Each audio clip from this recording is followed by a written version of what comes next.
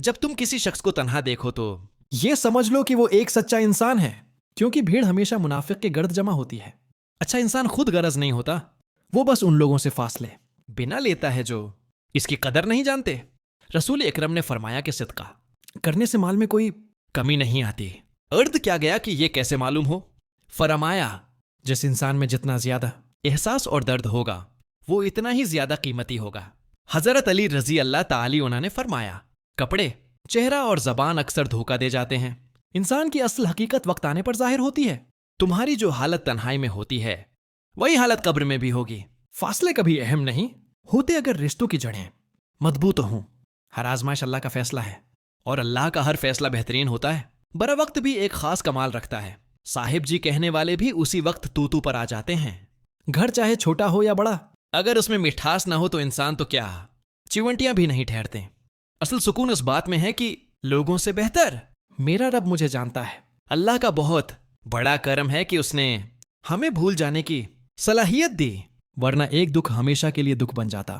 اپنے آپ پر بھروسہ کرنا سیکھ لو، کیونکہ سہارے چاہے کتنے ہی سچے کیوں نہ ہوں، ایک دن ساتھ چھوڑ ہی جاتے ہیں۔ انسان کے الفاظ بہت طاقت رکھتے ہیں، یہ دل بھی جیت لیتے ہیں اور دل کو چیر بھی دیتے ہیں۔ تھکے ہوئے دلوں سے کہہ دو کہ اللہ موجود ہے۔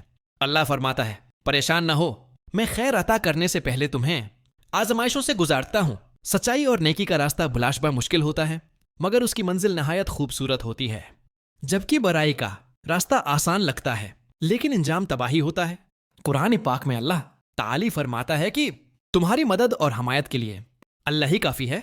کسی انسان کے ظرف اور فطرت کا اندازہ تعلق بنانے سے نہیں بلکہ تعلق ٹوٹنے پر ہوتا ہے۔ لوگ ہمیشہ کے لیے نہیں ہوتے، اس لیے ان سے ہمیشہ کے لیے ناراض بھی نہ ہوا کرو۔ زبان سے معاف کرنے میں چند لمحے لگتے ہیں، مگر دل سے معاف کرنے میں پوری عمر گزر جاتی ہے۔ ہمیشہ دعائیں مانگتے رہا کرو، اللہ سن بھی لیتا ہے اور جواب بھی دیتا ہے۔ اللہ سے مانگ کر نہیں رویہ جاتا بلکہ اللہ کے سامنے رو کر مانگا جاتا ہے۔ حضرت علی رضی اللہ تعالی عنہ نے فرمایا جس انسان کو غصہ زیادہ آتا ہے وہ اتنا ہی زیادہ محبت کرنے والا اور صاف دل ہوتا ہے۔ قدر اور وقت دونوں عجیب چیزیں ہیں۔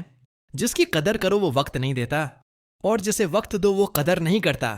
کسی کی دعاؤں میں شامل ہونا بہت بڑی نعمت ہے کہ تمہارا نام تمہاری غیر موجودگی میں تمہارے علم کے بغیر لیا جائے۔ اچھے علم اور نصیحت کا حق یہ بھی ہے کہ اسے صرف اپنے تک محدود نہ رکھا جائے بلکہ دوسروں تک بھی پہنچایا جائے۔ وہ انسان کبھی شکست نہیں کھا سکتا جس کی امید اللہ تعالی سے ہو۔ اپنے تمام راز اللہ کو بتایا کرو، اس سے بہتر راز رکھنے والا کوئی نہیں۔